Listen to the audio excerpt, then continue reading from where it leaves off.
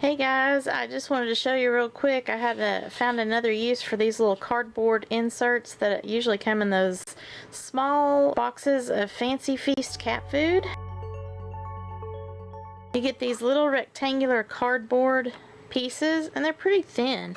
You can punch holes in these and everything, use them for scrapbooking and whatnot, but I'm using this as a backing for a necklace, one of my illusion necklaces that I just sold. I didn't want to take the chance that these would get tangled up with each other by putting them in the usual containers that I do, even putting it into a little box.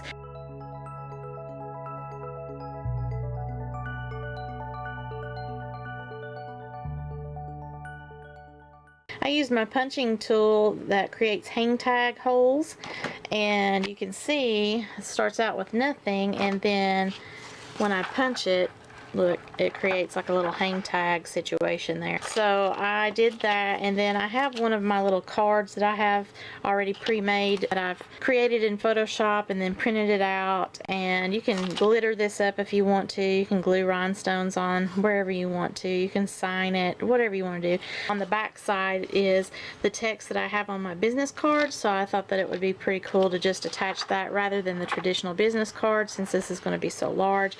And I just tied it with some raffia ribbon in my pink fuchsia color. So I have that necklace hanging. I'm going to wrap it in bubble wrap after I've put it in a cellophane bag. See, that's the back of the necklace. I just cut the slits beside where I did the hang tag with scissors, so I'd have a little slit in order to put my two sides of my necklace.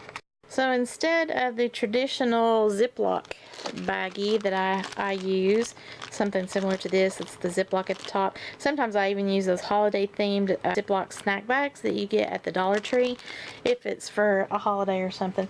Instead though, I'm going to utilize some of my treat bags, and this one is a jewelry themed one. It's just a cellophane treat bag. It's large enough that I'll be able to fit this entire thing down into it. I like to do that for protection of my pieces in case it encounters any kind of rain or whatnot and somehow gets through the bubble wrap that I'm going to be putting on. So that's an idea for you. A little tie here, or you can use more of that raffia ribbon to tie off your bag. But I'm going to do that, then wrap it up in the bubble wrap and put it in a bubble mailer and ship it. And that way the necklace won't be all tangled up together, and it will be a really cute package. Okay, so just to see who's helping me today, we got String Bean over there in the forest, and we got Blinky. Hello, Blinky. Blink, blink, blink, blink, blink. He's ignoring me right now. But that's Mr. Blinky. So say bye. Have a sparklerific day, y'all.